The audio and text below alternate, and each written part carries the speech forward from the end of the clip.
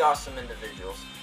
We're looking at the story of a man named Antonio Villar, who almost single-handedly overthrew Fidel Castro, the leader of Cuba, using only his ability to seduce any woman he chooses. He might have been the greatest non-violent revolutionary of all time.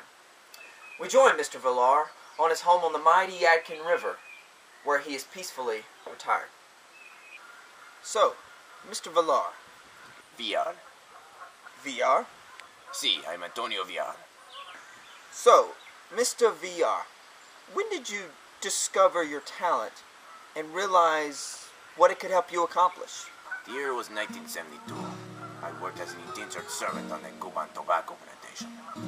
Life was hard, and the owner was a cruel man. So because of this, I often entertained myself by having relations with his wife when he was not around. This went well for a while, but eventually his wife, Maria was her name, could no longer keep me a secret.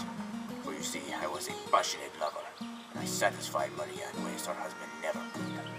She would keep me to herself no more. So when her husband learned of this, he challenged me to a duel.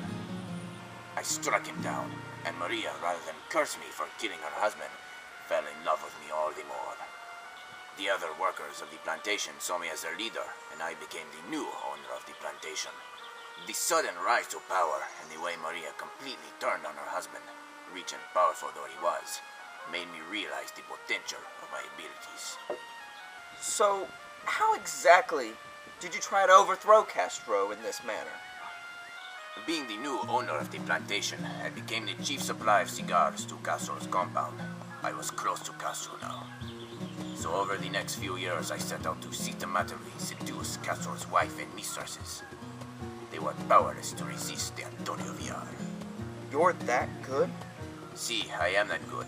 I would demonstrate, senor, but you are not a beautiful woman. I think I'll just take your word for it. Muy bien. So what happened then? How would seducing Fidel Castro's wife and mistresses help overthrow him? I knew I could love them better than Castro, and so I did. They could not get enough of me and wanted only me. Even when they did allow Castro to touch them, they thought only of me and screamed my name rather than Castro's. He's very emasculating, see? He will be so humiliated and so unsure of his manhood that he will have no choice but to resign. But it didn't happen that way. Unfortunately not, senor. It was the same here as it was with Maria. The women could not keep me a secret.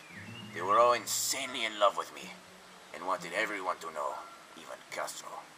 When he learned of who I was and what I was doing, he set a bounty on my head, depressed and humiliated though he was.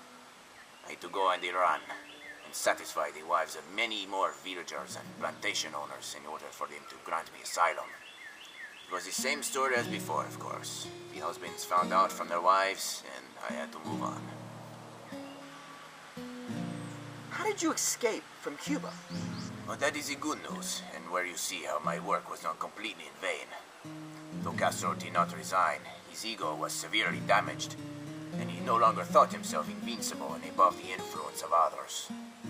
He sought to improve relations with the United States, and in 1980 even went so far as to allow some of the Cuban people to leave his shores. I sneaked onto one of the boats bound for Florida, which is how I managed to escape. I have been in the States ever since, fighting for the Cuban people in any small way I can, and also wondering what could have been. And there you have it, ladies and gentlemen. Antonio Villar, ladies' man, revolutionary, and totally awesome individual. Good night.